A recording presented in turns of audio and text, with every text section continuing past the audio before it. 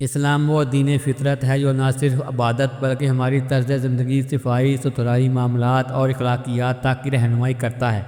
آج ہم نبی کریم صلی اللہ علیہ وسلم کی چند ایسی احادیث سنیں گے جو روزمرہ زندگی میں عمل کے قابل اور گناہوں سے بچاؤ کا ذریعہ ہے۔ آئیے غور سے سنیں۔ حضرت ابن عباس رضی اللہ تعالیٰ عنہ بیان کرتے ہیں کہ نبی پاک صلی اللہ علیہ وسلم ایک مرتبہ دو قبروں کے پاس سے گزرے۔ آپ صلی اللہ علیہ وسلم نے فرمایا، ان دونوں کو عذاب دیا جا رہا ہے، حالانکہ ان سے کوئی بڑا گناہ سرزد نہیں ہوا تھا۔ پھر آپ صلی اللہ علیہ وسلم نے وضاحت کرتے ہوئے فرمایا، ان میں سے ایک شخص پیشاب کرتے وقت پردہ نہیں کرتا تھا، اور ایک روایت کے مطابق وہ احتیاط سے کام نہیں لیتا تھا، جبکہ دوسرا چغلی کیا کرتا تھا۔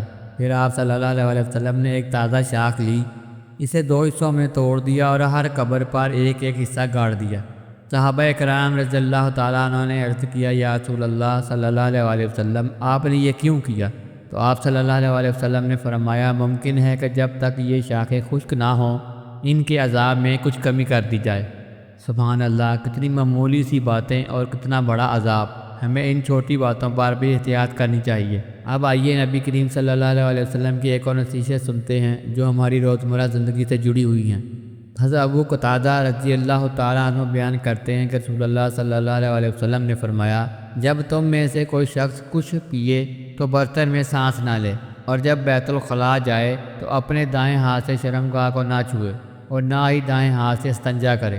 اسلام صرف عبادت پر نہیں بلکہ صفائی، ادب اور طریقہ زندگی پر بھی کتنی باریکی سے رہنمائی کرتا ہے۔ اور اب سنیے ایک اور اہم احادیث جو ہمیں انسانوں کے حقوق اور اخلاق سکھاتی ہے۔ حضرت ابو ہریرہ رضی اللہ تعالیٰ عنہ بیان کرتے ہیں کہ رسول اللہ صلی اللہ علیہ وسلم نے فرمایا، دو ایسی چیزوں سے بچو جو لعنت کا باعث بنتی ہیں۔ صحابہ کرام رضی اللہ تعالیٰ عنہ نے عرض کیا، یا رسول اللہ صلی اللہ علیہ وسلم، وہ کون سی چیزیں ہیں؟ تو آپ صلی اللہ علیہ وسلم نے فرمایا، جو شخص لوگوں کے راستے میں یا ان کے سائے کی جگہ میں قضائے حاجت کرتا ہے۔ ایسی چھوٹی سی غلطیاں جو معاشرے کو نقصان پہنچاتی ہیں اللہ کے نزدیک بہت بڑی ہو سکتی ہیں۔